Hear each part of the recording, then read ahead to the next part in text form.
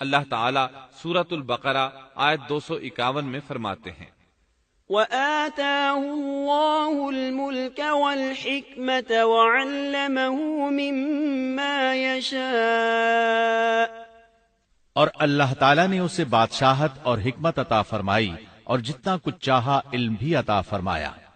اس طرح اللہ تعالیٰ نے داؤد علیہ السلام کو بنی اسرائیل کا بادشاہ بنا دیا۔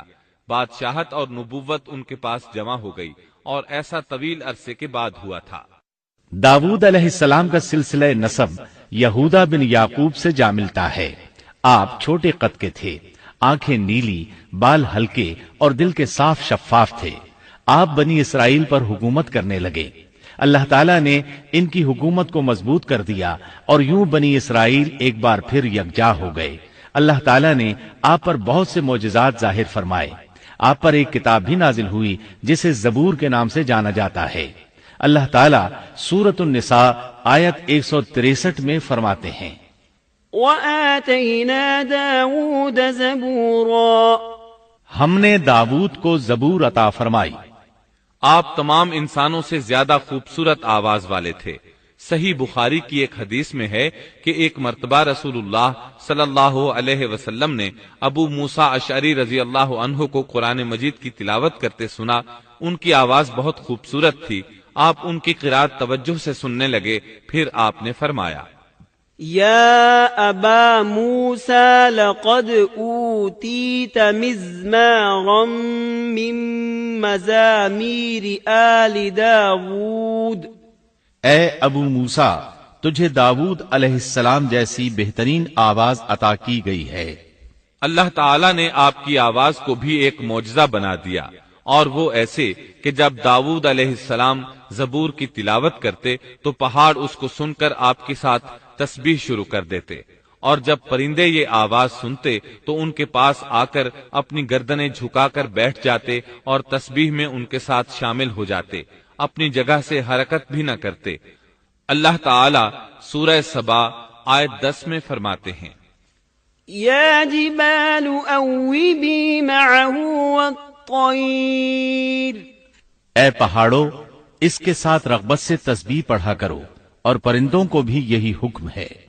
خود داؤد علیہ السلام کے بارے میں اللہ تعالیٰ کا فرمان ہے، واذکر عبدنا داود ذا الأید انه اواب، اور ہمارے بندے داؤد کو یاد کریں جو بڑی قوت والا تھا، یقیناً وہ بہت رجوع کرنے والا تھا۔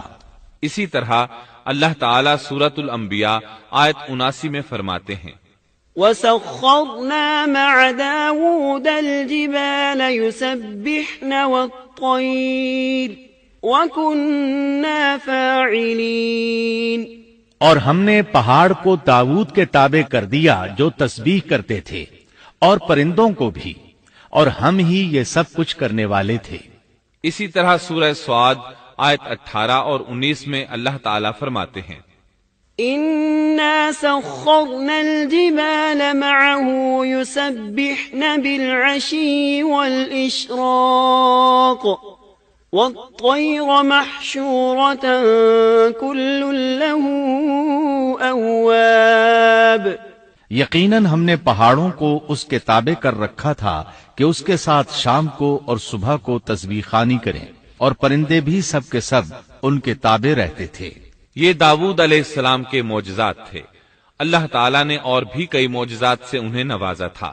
اللہ نے آپ کے لیے لوہے کو نرم فرما دیا تھا۔ آپ لوہے سے اس طرح چیزیں بنا لیتے تھے جس طرح لوگ گارے اور مٹی سے بنا لیتے ہیں۔ آپ لوہے سے زرہیں بناتے تھے۔ نوح علیہ السلام سے پہلے بھی زرہیں ہوتی تھیں، لیکن وہ تختیوں کی مانند ہوتی تھیں۔ ان کو سینے اور کمر کی طرف لٹکا لیا جاتا تھا، لیکن ان کا بوجھ بہت ہوتا تھا۔ آپ نے لوہے کی کڑیاں اور دائرے بنا کر ان کو خاص انداز میں جوڑ جوڑ کر زرہیں تیار کی۔ یہ بہت ہلکا لباس تھا اور پورے جسم کو دشمن کے وار سے محفوظ رکھتا تھا۔ اللہ تعالیٰ سورہ سبا آیت 10 اور 11 میں فرماتے ہیں، وَأَلَنَّا لَهُ الْحَدِيدَ أَنِ اعْمَلْ سَابِغَاتٍ وَقَدِّرْ فِي السَّرْدِ وَاعْمَلُوا صَالِحًا إني بما تعملون بصير. اور ہم نے اس کے لیے لوہا نرم کر دیا کہ تو پوری پوری زرہیں بنا اور جوڑوں میں اندازہ رکھ. تم سب نیک کام کیا کرو، یقین مانو کہ میں تمہارے اعمال دیکھ رہا ہوں. ان آیات میں اللہ تعالیٰ فرماتے ہیں کہ داؤد علیہ السلام کو ہم نے حکم دیا کہ زرہیں لوگوں کے لیے نہایت موزوں ہونی چاہیے. ان کی کڑیوں کو بڑے مناسب انداز میں جوڑنا، نہ اس قدر موٹی ہوں کہ ان کا وزن بڑھ جائے، نہ اس قدر پتلی کہ جلد کٹ جائیں اور اپنا مقصد پورا نہ کر سکیں. اسی طرح اللہ تعالیٰ سورۃ الانبیاء آیت 80 میں فرماتے ہیں وَعَلَّمْنَاهُ صَنْعَةَ لَبُوسٍ لَكُمْ لِتُحْصِنَكُمْ مِنْ بَأْسِكُمْ فَهَلْ أَنْتُمْ شَاكِرُونَ. اور ہم نے اسے تمہارے لیے لباس بنانے کی کاریگری سکھائی تاکہ لڑائی کے ضرر سے تمہارا بچاؤ ہو سکے. کیا اب تم شکر گزار بنو گے؟ بہرحال اس صنعت کے موجد داؤد علیہ السلام ہیں. اللہ تعالیٰ نے آپ کی حکومت کو خوب مضبوط کیا، آپ کو زبردست فضائل اور معجزات سے مالا مال کیا. اللہ تعالیٰ سورۃ صاد آیت 20 میں فرماتے ہیں وَشَدَدْنَا مُلْكَهُ وَآتَيْنَاهُ الْحِكْمَةَ وَفَصْلَ الْخِطَابِ. اور ہم نے اس کی سلطنت کو مضبوط کر دیا تھا اور اسے حکمت دی تھی اور بات کا فیصلہ سمجھا دیا تھا. آپ لوگوں کے درمیان نہایت عادلانہ فیصلے فرماتے تھے. آپ نبی بھی تھے، بادشاہ بھی اور قاضی بھی. آپ کی حکومت کے متعلق کئی احکامات نازل ہوئے. ان میں سے قرآن مجید میں ایک حکم عجیب انداز سے آیا ہے. ہوا یوں کہ آپ نے عبادت اور عدالت کے لیے اوقات مقرر کر رکھے تھے. عبادت کے لیے ایک جگہ بنوا رکھی تھی. دن میں فیصلے کرتے، رات کو عبادت.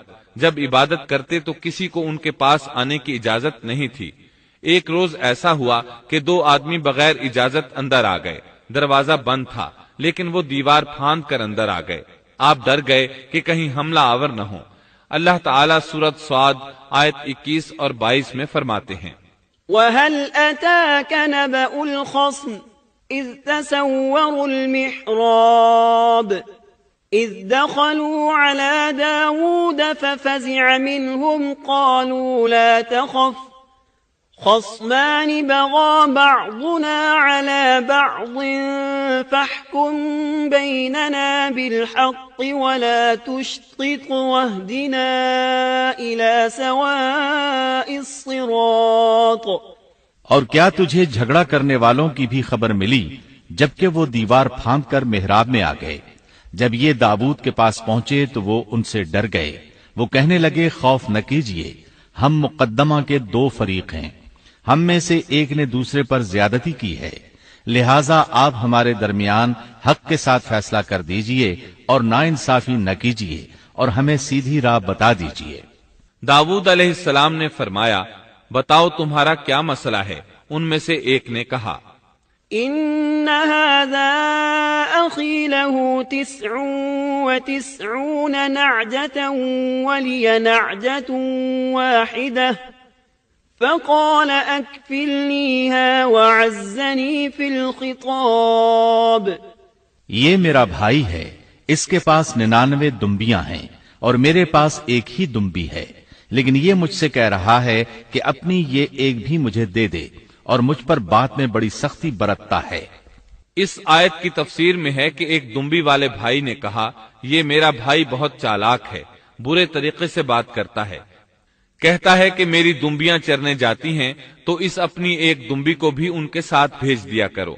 جب میری دمبی اس کی دمبیوں کے ساتھ آنے جانے لگ گئی تو اب یہ کہتا ہے کہ یہ بھی میری ہے، اب میں خالی ہاتھ ہوں. اس طرح میں اس کے ظلم کا نشانہ بن چکا ہوں. داؤد علیہ السلام نے فوراً کہا قال لقد ظلمك بسؤال نعجتك إلى نعاجه وَإِنَّ كَثِيرًا مِنَ الْخُلَطَاءِ لَيَبْغِي بَعْضُهُمْ عَلَى بَعْضٍ إِلَّا الَّذِينَ آمَنُوا وَعَمِلُوا الصَّالِحَاتِ وَقَلِيلٌ مَا هُمْ.